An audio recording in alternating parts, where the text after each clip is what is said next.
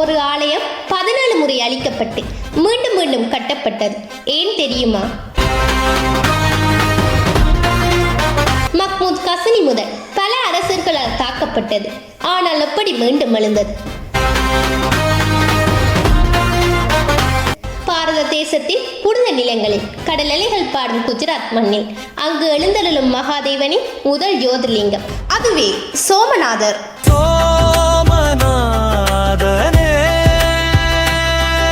காலத்தை கடந்தும் காவியங்களை கடந்தும் பக்தியின் சிகரமாக விளங்குகின்ற 12 ஜோதிர்லிங்கங்களில் முதன்மையானது கபிலா, கிரண், சரஸ்வதி நதிகள் சங்கமிக்கும் இடத்தில் அமைந்துள்ளது. சோமநாதர் தலம் சுமார் 1500 ஆண்டுகளுக்கு முற்பட்டது. கிபி 1024ஆம் ஆண்டில் மஹ்மூத் கசனி படையெடுத்த போது சுமார் 50,000 பக்தர்கள் ஆயுதம் ஏதுமின்றி கோயிலை பாதுகாக்க போராடி உயிர் தியாகம் செய்துள்ளனர். மஹ்மூத் கசனி ஜோதிர்லிங்கத்தை உடைத்து பல கோடி மதிப்பிலான தங்கம் மற்றும் நவரத்தினங்களை சூறையாடி சென்றார். மஹ்மூத் கசனி சென்ற அடுத்த சில ஆண்டுகளில் கிபி 1026ஆம் ஆண்டு மாளவ மன்னர் போஜனும் குஜராத் மன்னர் பீமதேவனும் இணைந்து கோயிலை மீண்டும் கற்களால் கட்டினர். 1169ஆம் ஆண்டு குமாரபால மன்னர் இந்த கோயிலை இன்னும் பிரம்மாண்டமாக மாற்றியமைத்தார். 1299ஆம் ஆண்டு அலாவுதீன் கில்ஜியின் தளபதி உலுக்கான் மீண்டும் கோயிலை தாக்கினார். அதன் பிறகு 1395ஆம் ஆண்டு குஜராத் சுல்தான் மீண்டும் கோயிலை இடித்தார்.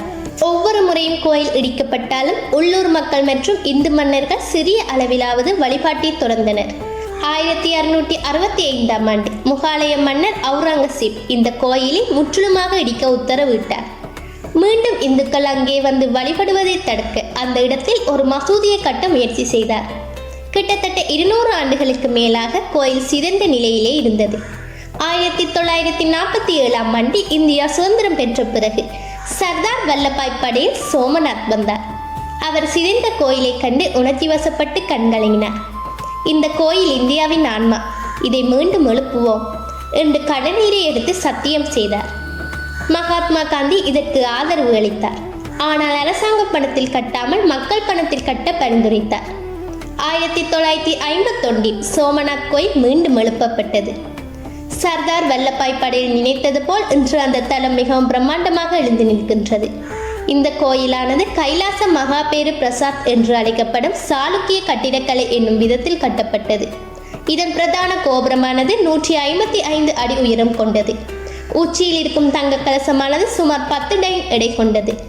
சுவர்களில் இந்து புராணங்களின் கதைகளை விளக்கும் மிக நுணுக்கமான சிலைகள் செதுக்கப்பட்டவை இதன் கலை வேலைப்பாடுகளாக காணப்படுகின்றன. முற்காலத்தில் இந்த கோயிலின் உட்புறம் முழுவதுமே தங்கம் மற்றும் நவரத்தினங்களால் அலங்கரிக்கப்பட்டிருந்தது.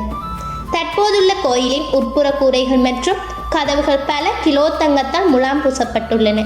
சூரியன் உதயமாகும் போது சூரியனின் முதல் கதிர்கள் நேரடியாக லிங்கத்தின் மீது விழும் வகையில் இது வடிவமைக்கப்பட்டுள்ளது. பக்தர்கள் அமரும் மண்டபம் பிரம்மாண்டமான தூண்களால் தாங்கப்படுகின்றது. ஒவ்வொன்றிலும் தெய்வங்களை உருவங்கள் செதுக்கப்பட்டுள்ளன. அரபிக்கடலின் சீற்றத்தில் இருந்து கோயிலை பாதுகாக்க மிக வலுவான கடல் சுவர் கட்டப்பட்டுள்ளது. அலைகள் மோதும் சத்தம் கோயில் கருவறை வரை கேட்கும். இது ஒரு தியான நிலையை உருவாக்கும். கோயில் வளாகத்தில் உள்ள ஒரு தூணில் அம்பு குறியீடு ஒன்று இருக்கும். இதன் சிறப்பு என்னவென்றால், இந்த அம்பு காட்டும் திசையில் நீங்கள் நேராக கடலில் பயணம் செய்தால் அந்தார்டிகா வரை இடையில் சிறிய ஒரு நிலப்பரப்பு கூட கிடையாது. பல நூற்றாண்டுகளுக்கு முன்பே இந்தியர்கள் புவியியல் வரைபடம் இன்றி இதனை கண்டறிந்து கோயிலை அமைத்தது ஒரு புவிசார் அதிசயமாக காணப்படுகின்றது. கடவுள் கூறுகின்றார், நான் இறைஞானம் எனும் சோமரசத்தை கொடுக்கின்றேன். சோமரசம் என்பது இறைவை நமக்களிக்கும் என்றும் அழியாத அமரத்துவ வாழ்க்கையை குறிக்கின்றது. அதாவது தெய்வீக குணங்கள் நிறைந்த தேவ வாழ்க்கையை குறிக்கின்றது. மனிதர்களை தேவர்களாக்கும் அவருடைய பெருமைகளை எடுத்து கூறுகின்றது.